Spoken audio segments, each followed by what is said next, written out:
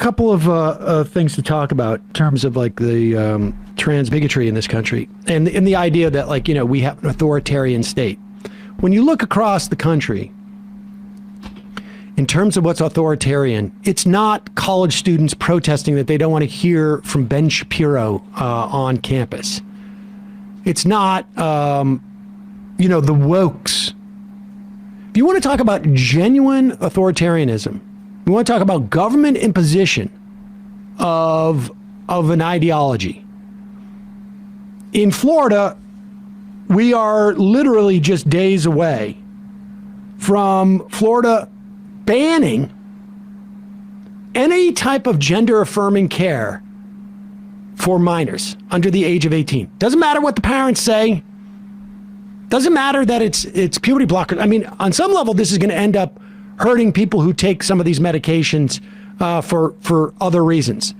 But nevertheless, the evidence is quite clear that when you provide this care, you are diminishing suicides, you are diminishing suicide ideation, you are making the lives of hundreds, maybe thousands, some instances, maybe across the globe, millions of children better.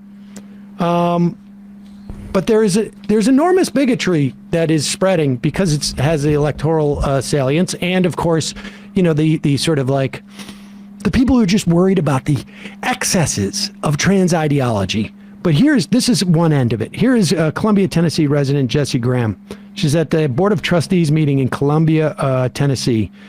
A county library director in Tennessee was fired for refusing to take down a gay pride-themed books display because these religious fanatics do not want in any way the idea that people may have a different sexual orientation than what their Bible says that they're supposed to have, or may have a different perspective on gender than what they have. They don't want it to be normalized at all. They want these people ostracized and to be made pariahs of.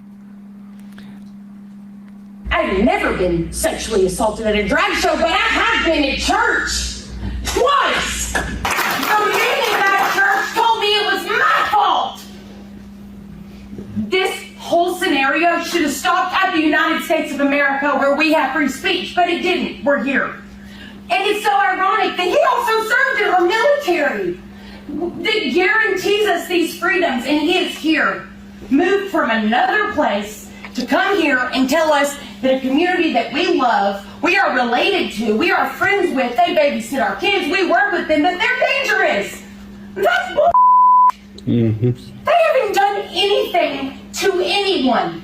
And I am so sick of listening to this weird, fake, pious crap about Christianity being the reason behind we have to protect the kids. Jesus didn't go anywhere and condemn people. He did not ever walk into any place and steal hatred and lies and completely annihilate a group of human beings who just want to exist. I mean, that woman is a hero. Love her. That's a real American right there. Yeah. And she's talking about that county commissioner who's been leading the charge, but who apparently he runs a local organization called the Foundation for Liberty and Freedom, and he was concerned that the materials were quote-unquote child-targeted. That's Maury County Commissioner Aaron Miller. Which just goes to show you that all of that is bullshit. Yeah, liberty and freedom, which is why we are going to censor this. Florida is going to ban,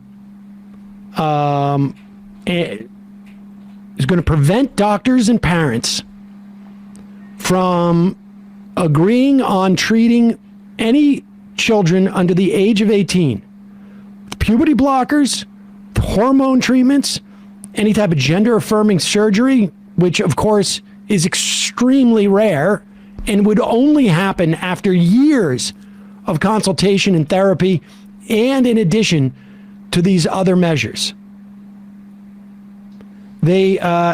Some board had essentially a public hearing where they refused to hear from most of the people, and they had a bunch of fake doctors in there. The American Academy of Pediatrics wrote written testimony against the proposed rule. The American Medical Association, the American Psychological Association support gender-affirming care for transgender minors. All of these medical associations dedicated to assessing the validity of treatment and the efficacy of treatment. Completely irrelevant in this decision because we got to protect the kids. And somewhat related,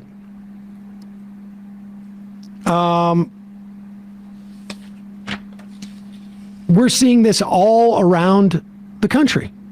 We're seeing it all around the country. It really is nuts. It really is, and this is not going to go away. It's going to be, unless it proves completely ineffective for the Republicans in this run-up to the election. It's not going to go away.